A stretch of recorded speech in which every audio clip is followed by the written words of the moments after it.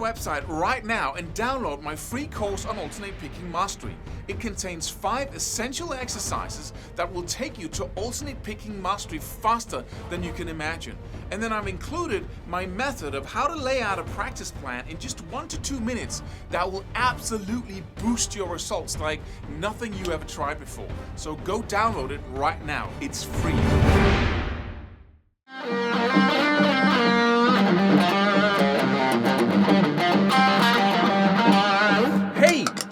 What is actually going on when you see top players just move across the fretboard completely effortlessly, like they have no limitations, like they know every single dot within the scale they play, and it's not what we think it is.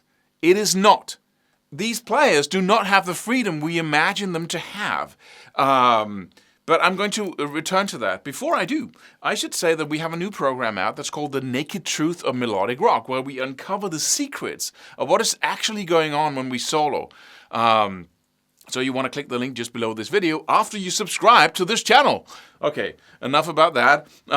What's actually going on? Well, I used to practice these very vertical scale shapes, right? Whether it be 3-note per string shapes or, the cage shapes or whatever it is that you use. It's basically just a matter of chopping up the big scale shape, which is the entire fretboard, into bite-sized pieces that you can learn one by one. Most people then wonder, I've learned all the cage shapes, why can't I move back and forth horizontally? Well, because you need to put them together, right? You need to practice going back and forth between them, and because you don't really master these shapes. Every single shape should be effortless, like closed eyes, you can play anything, just move, and you can go from one high string to a low because you have that whole shape visualized. But we talk more about that in the program Fretboard Freedom. Little ad for you there again.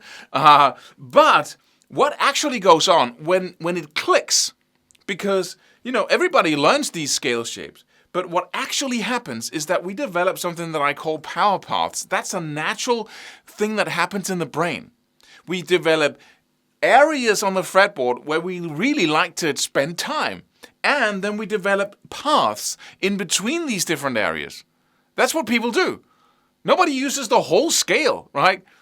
And when people move up and down, when you see these top players move up and down the scale shape, it's because this scale shape gives me, for instance, this little thing here, gives me stuff I can do that I can't do within a 2-note per string shape. Right? So I naturally move into this because it feels really good, right? It's comfortable. And what I just did here, all is just whole tone steps, for instance. And let's just to give it to you.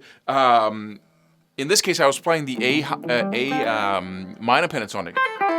So we got the first position shape down here in the 5th fret. I was simply playing the 2 whole tone steps on the low E and the A string, right, and then moving up, and then playing 3 whole tone steps on the A, D, and G string, then moving up, playing 1 whole tone step again from the 7th fret on the G string, and then to the 8th fret on the B and the E string, and then again from the 10th to the 12th.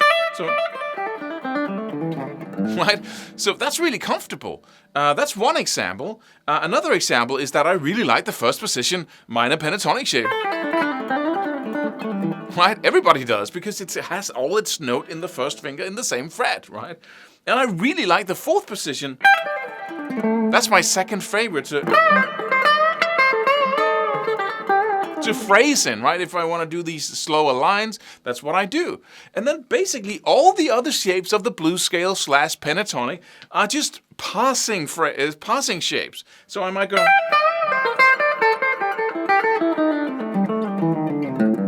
Oh, he knows all the shapes. No, yes, I know them, right?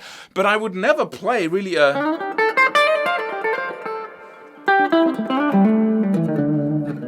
Why would you spend time in the 3rd shape if you really like to spend time in the 4th shape at a totally higher level, right?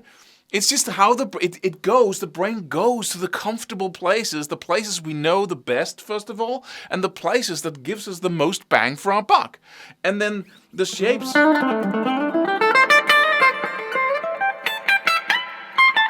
in between are just simply just the stuff I pass through to get to a higher octave, to get to a higher register of going from the low here, right? How do I go from here up to here? Well, I just go through the other one. That's the thing, right? But on top of that, I have favorite paths to follow. So I don't just have favorite positions in the blues scale. I also have favorite little spots within those positions. I love the G and the D string, right, in that first position shape, and I love the B and the G and the E string in the top strings there in the fourth position. But then when I move back and forth between the shapes, I don't just follow any path, at least not when I'm improvising, because then stuff happens intuitively. I go, for instance, that shape there, it covers from the low G to the high E, right? So that's a cool shape I really like to move through, from getting to below the first position to the... I can just move up 3 frets from that note. And then I'm in the fourth position, right? Another one could be that I basically play the octave of those first 2 strings here, 5th, 8th fret, and then the chromatic little from the 5th to the 6th to the 7th, first 2 strings of the first position blues scale. Then I play the next string, the 5th and 7th fret, but only to move up and play the same octave again. Right? I'm playing the same notes here, 1 octave higher, and then actually I'm going up very often to the shape that's just behind the 4th position, and then from the 4th position, it's so close to the 1st position when you go the other direction. This is the 4th.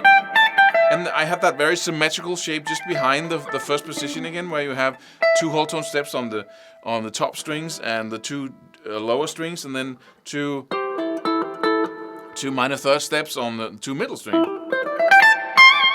And then I'm back in the first. So it's all paths and it's all favorite spots. And we have to realize that when we practice, that the whole challenge is not about being able to just play across the neck any phrase everywhere and at any time. You create these paths. That's why I created the whole concept of power paths, where we construct these paths by consciously, in order to learn what the brain already is super good at, to cut corners, to get results faster. Instead of trying to merge all the scale shapes together and spend tons of hours doing that, we just create paths through them to our favorite places. And that's what happens anyway. So let's just do it so we can get there fast, instead of wasting time trying to learn something that the brain is going to discard of later, right? So it should, I hope that it makes your life a little bit easier to know this.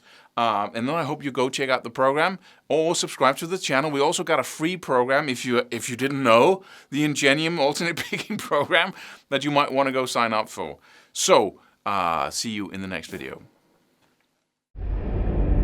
Subscribe for more free videos. Do it. Do it now. Do it.